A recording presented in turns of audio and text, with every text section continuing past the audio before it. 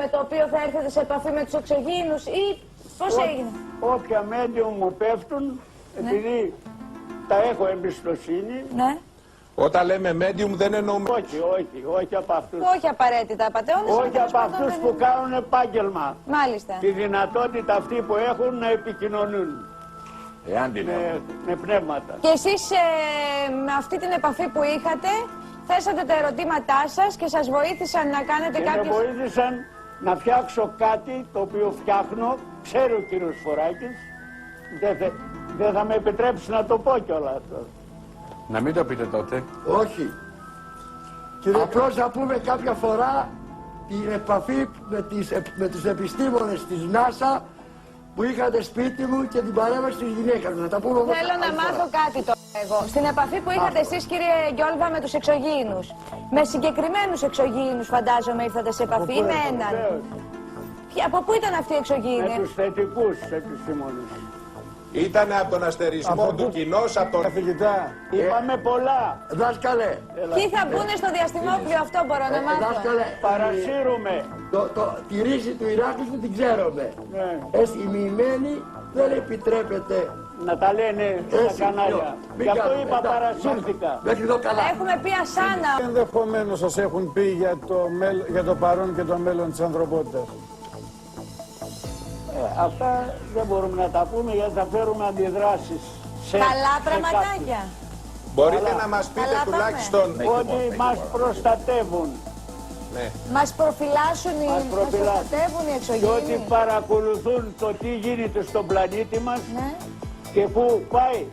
Ο τελευταίος πλανήτης ο οποίος υπάρχει ζωή πάνε να τον καταστρέψουν οι υποχθόνιοι. Μάλιστα, να τη υποχθόνοι πάλι. Και εγώ σας έλεγα ότι δεν τους γουστάρω, κύριε Φωτή. Μην το κουράζω. Όχι, μία μόνο. Αν είναι αλήθεια ότι ο έλεγχος του νου, η ψυχοτρονική τεχνολογία και τα συναφή έχουν άμεση σχέση με τις εξωγήινες οντότητες. Βεβαίως, με αυτά επικοινωνούν αυτοί. Με ψυχοτρονικά μηχανήματα. Χωρίς μηχανήματα. Σκέψω κάτι και το συνέλαβαν αυτοί. Τώρα αυτό με ψιλοφρικάρει εμένα, γιατί αυτοί ξέρουν τι σκέφτομαι.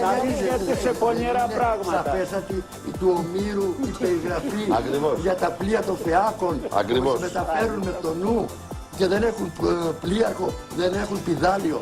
Μας είπε κάτι πολύ σημαντικό ο κύριος Γιόλβας, ότι οι εξωγήινοι μας προστατεύουν. Από ποιους μας προστατεύουν όμως? Από κακές δυνάμεις. Από τους δυνάμεις τις αρνητικές που κατοικούν στον πλανήτη. Α, μπράβο, από εδώ. Αυτή, κύριε καθηγητά, είναι εξωγήινοι, άπικοι. Από τον Αλφα Λαγού. Πού είναι ο Αλφα Λαγού? Το Σύριο. Α.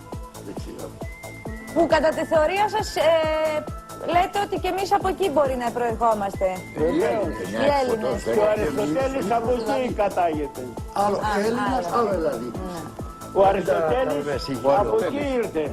Ο Αριστοτέλης ήρθε από τον αστερισμό του Λαγού. Ο οποίος προσγειώθηκε στα στάγερα της Χαλκιδικής. Βεβαίως, υπάρχει. Έχετε έρθει σε επαφή με έναν τόσο προηγμένο πολιτισμό. Προφανώς θα σας εκμυστηρεύτηκαν και ενδιαφέροντα πράγματα για το παρόν και το μέλλον της ανθρωπότητας. Μάλιστα, σημαντικό αυτό που λέει ο Απόστολος. Πρώτα μερικοί που με γνωρίζουν καλά που με γνωρίζουν, δεν πιστεύουν ότι είμαι γήινος.